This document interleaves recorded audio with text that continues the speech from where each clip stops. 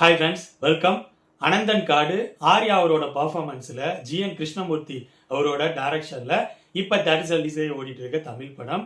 இந்த படத்தை ஒரு பொலிட்டிக்கல் ஆக்ஷன் த்ரில்லர் படமாக ப்ரெசென்ட் பண்ண ட்ரை பண்ணியிருக்காங்க. இந்த படத்தோட ஸ்டோரி கோவாவில் ஸ்டார்ட் ஆகுது. சுனில் அவரோட பொண்ணு வெட்டிங்கை பயங்கர கிராண்டாக செலிப்ரேட் பண்ணிட்டு இருக்காரு. அங்கே வர ஒரு கேங் அவரை துப்பாக்கி முனையில் லாக் பண்ணுறாங்க.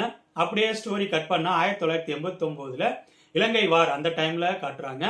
இலங்கை தமிழரான ஆர்யா அந்த வார்ல தன்னோட ஃபேமிலியை இழந்து இந்தியாவுக்கு வர்றாரு. இந்தியாவில் கேரளா தமிழ்நாடு பார்டருக்கு வர்றாரு. அங்க இந்திரன்ஸ் அவரோட கேங்ல ஜாயின் ஆகுறாரு. இந்திரன்ஸ் கேங் இப்ப ஒரு இசைக்குழு வச்சிருக்காங்க. ஆனா ஒன்ஸ் அப்பான் எ டைம் ஒரு அரசியல்வாதி அவரோட கூலிப்படையா இருந்தவங்க இப்ப அதை விட்டுட்டு நார்மல் லைஃப்ல இருக்காங்க. ஒரு கட்டத்துல அந்த அரசியல்வாதிக்காக கடைசியா ஒரு அசைன்மெண்ட் பண்ணும் அப்படிங்கிற மாரி இந்திரன்ஸ் அவரோட டீமுக்கு வருது. இதுக்கப்புறம் படத்தில் நடக்கிற சம்பவங்கள் என்னென்ன, ஃபர்ஸ்ட் ஸ்டோரிக்கும் இந்த ஸ்டோரிக்கும் என்ன லிங்க், இதுக்கெல்லாம் ஆன்சர் சொல்ற படம் தான் அனந்தன் காடு. என்னை பொறுத்த வரைக்கும் ஆக்டர் ஆர்யா அவரோட பெஸ்ட் பெர்ஃபார்மன்ஸை கொடுத்திருக்காரு. டெக்னிக்கல் விஷயங்களும் நீட்டாவே இருந்துச்சு.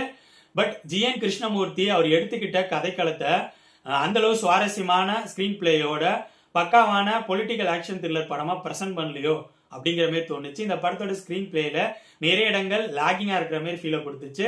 ஸ்கிரீன் பிளேல நிறைய இடங்கள் குழப்பமா இருக்கிற மாதிரியும் ஃபீலை கொடுத்துச்சு. இதனால எனக்கு பெருசா இந்த படம் ஒர்க் அவுட் ஆகவே இல்லை. என்னை பொறுத்த வரைக்கும் இந்த படம் ஒரு பிலோ ஆவரேஜ் மூவி தான்.